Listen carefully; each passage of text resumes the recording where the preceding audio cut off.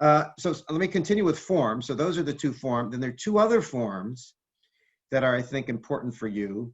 One of them is, okay, so now I'm in a deal or I'm getting into a deal. What if I get into a deal and something happens, like because of this COVID-19 situation, it's taken me too long to get an inspection. It's the lender's taken too long, the appraiser's taken too long, and I'm going to miss a deadline. So the seller says to me, well, you got to remove your contingency because you've missed the deadline to remove your contingency, or you have to close escrow. It's time to close, and the buyer says, well, I can't close, but it's not my fault. There's, related to this whole situation, there's been a delay out of my control. What happens then? Well, can the seller say, I'm sorry, but that's what the contract says. Therefore, I'm going to keep your deposit if you don't remove your contingency, or I'm going to cancel you and keep your deposit, or whatever. Or can the buyer say, well, in this situation, how can you force me to perform when this crazy thing is happening that's out of my control? So first of all, there is a civil code section 1511 in California that basically says if you're in a contract and the wording in the statute is something, some superhuman event. I think that's the actual language. It's sort of the act of God clause in the civil code. Basically says, if something completely big out of your control, like a war or an earthquake or something happens, you're pretty much excused from your obligation on a contract. Is this pandemic crisis that we're going through, would that constitute one of these significant supernatural causes? In my gut feeling, yes. But of course, it hasn't gone to courts yet. We don't know for sure, which is why I recommend that if you're going to a contract now, you use this form called the CVA, the Coronavirus Addendum. And on that form, the buyer and seller can agree right on the form, okay, if a buyer misses their debt, if the buyer can't remove their contingencies for a COVID-19 related reason, or the buyer or the seller can't close for a COVID-19 related reason, the parties are agreeing right up front in this addendum, escrow will automatically be extended another 30 days, or the deadline to remove contingencies will automatically be extended another 30 days, 20, whatever you want to put. So then you don't really have to worry about what's the judge going to say later. When we're fighting over the deposit, the buyer and seller can sort of anticipate this, put it in writing. We both understand we're in this COVID-19 situation. If it causes a delay, we're agreeing up front, we're going to extend things here. And there's a form that goes with that called the NUCC, Notice of Unforeseen Coronavirus Circumstance. So the idea is, if I'm in a purchase contract and the buyer and seller have agreed to this first form I mentioned, the CVA, and now it turns out, yep, the inspectors, I can't get an inspector, it's delayed, the lender's delayed because of whatever, it's all related to this. This is the form I'm going to use to notify the other side. Well, yep, as we were anticipating, something happened that's going to make me unable to close on time. And that would automatically then trigger the previously agreed upon extension of the deadline. Now, of course, nobody has to sign these forms. If you don't sign these forms, though, you're getting back to how are courts going to interpret contractual obligations in the light of this situation. I'll give you another example. What if the buyer says, I don't want to go forward because I just lost my job? Maybe even though that's not going to affect the loan. I think that's probably, a judge would say, well, that's a pretty significant thing. If it's directly caused by the COVID-19, I might let you out. But what if the buyer says, well, I haven't lost my job, but I'm just worried. I might lose my job. I don't know if my job's going to be there 3 months from now. So I'm just uncertain about the whole situation. So for that reason, I want to cancel this deal and get my money back. Would a judge say that's significant enough? I mean, you didn't actually lose your job yet. It's just the general uncertainty. Once again, that's why I recommend that that the parties agree to a form, at least where you can clarify what your rights are you can clarify your rights are in this situation. I see a question real quick. Yeah, if contingencies haven't been removed, yes, the buyer does get their money back. But once again, they'd have to have a reason. I mean, you can't just say, well, I haven't removed my contingencies, I'm canceling.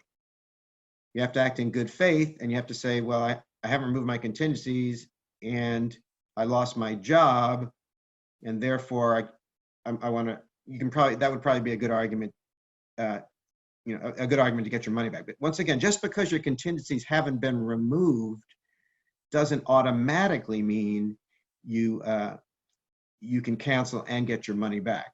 It's all, forget, even before this situation, that's always been true.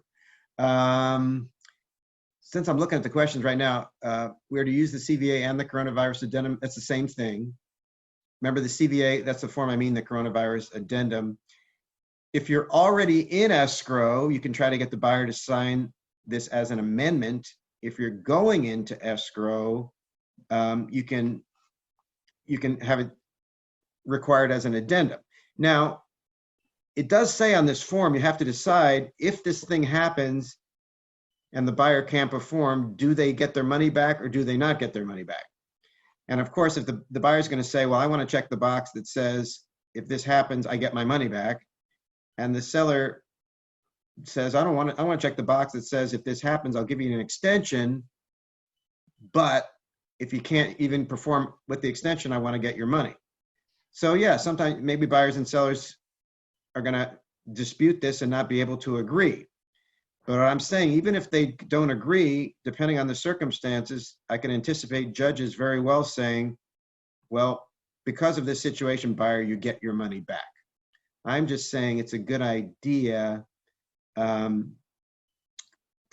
make clarity. It's a good thing. One question is, there's a question from Sherry. Yeah. Okay. Can you advise whether, if a buyer or seller signs a previous version of the CVA, I know it's been revised lately, would you advise that they sign the revised version? Yeah, very good question.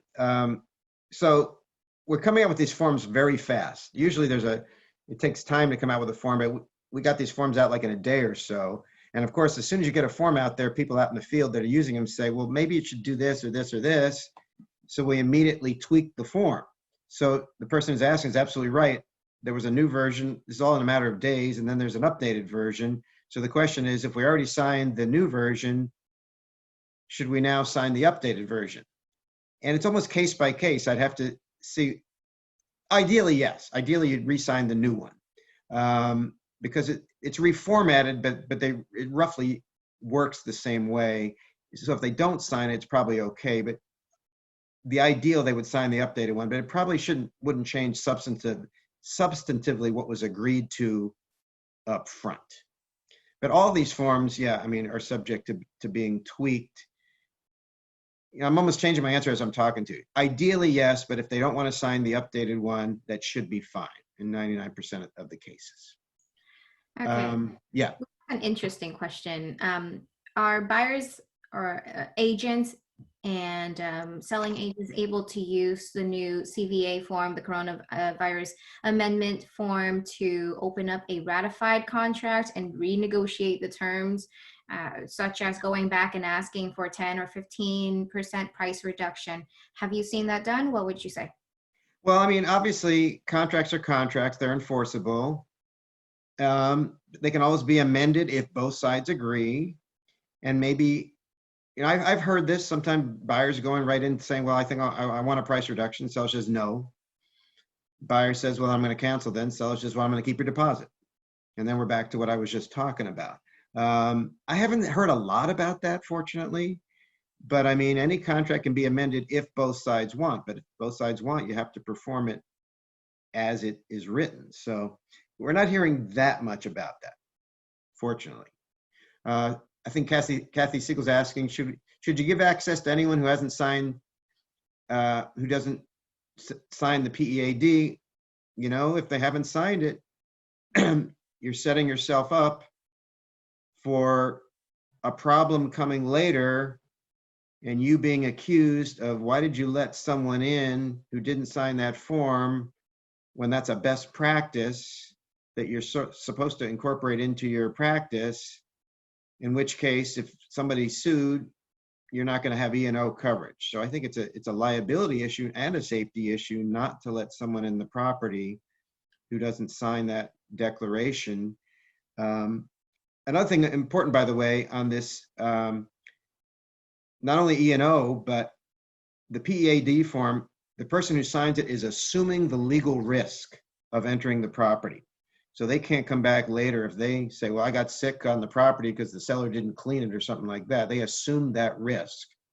Similarly, that's why it's a good idea to get that RLA CAA form signed, because on that form, there's a specific hold harmless, where the seller is agreeing to hold the listing agent harmless for any, sort of lawsuits that arise out of these activities. So these forms are not only good for safety reasons, they're good for liability reasons, and they're required. It's not that, as I said, the form itself is required. You're required to follow the best practices, and the form lays that out and makes it clear and makes it a contractual obligation as well. So I think that's good. Let me just, a couple of more things about lenders. Once again, about forms. Okay, so far I've told you 4 forms, right? The residential listing coronavirus addendum, which I hope your sellers will sign as an amendment to the listing. The PEAD form, the entry, the previewing and entry advisory and declaration, which I think you should all people who enter the property sign it. I mentioned the CVA, the coronavirus addendum, that is a good idea for buyers and sellers to agree to. And then the NUCC, the notice of unforeseen coronavirus circumstance that goes along with the CVA. That's the form you give to the other side to say, well, I need to delay. So the 2 other forms we came out are related to what we've been talking about rentals. First of all, there's a form called the NTAP, Notice of Ability to Pay Rent.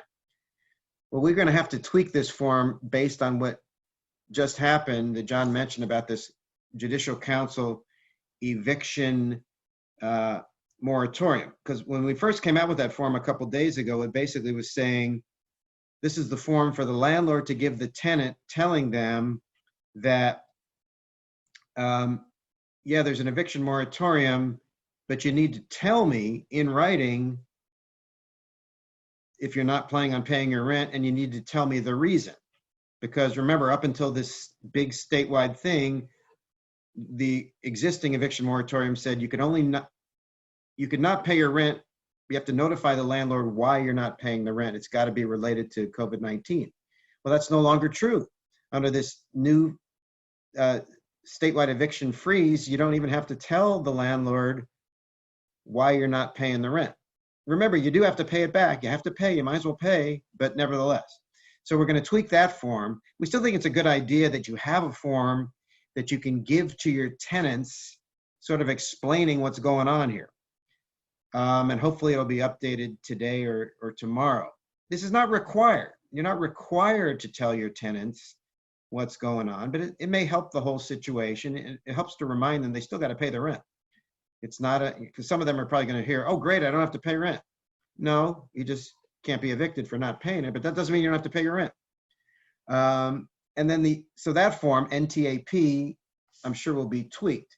Now there's a second form just came out, which will probably also have to be tweaked slightly based on what just happened, called the RPD, rent payment delay and repayment. The idea is this: if you want to, you can set up a repayment plan with your tenant. You don't have to. I mean, they owe